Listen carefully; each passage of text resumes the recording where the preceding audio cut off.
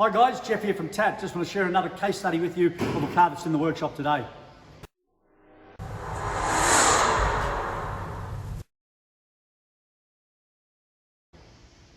This particular case, we've got a 2013 VW Polo with air conditioning not working.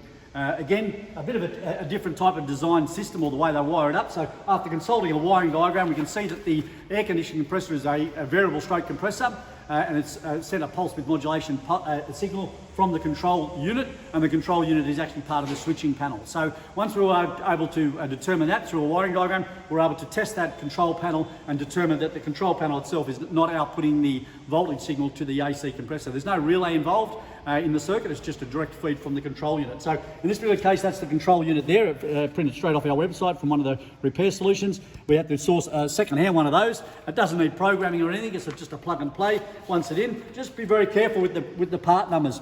There are a number of different versions of this particular panel, so make sure you get the panel out of the car, get the right part numbers to make sure that you're getting exactly the same one. There are a couple of variances. So just be wary of that, but do your testing properly to make sure that you're diagnosing and repairing the right part.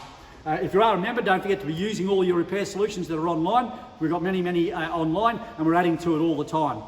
So again, if you get a quirky problem in your workshop, make sure you use the website for a bit of preparation or research on the car that you might have in your workshop. If you're not a member and you want access to all these thousands of repair solutions, etc. on the website, just go to tat.net.au, click on the Join Up Now button, and join up with the many thousands of other technicians that are sharing information, knowledge and experience. See you next time.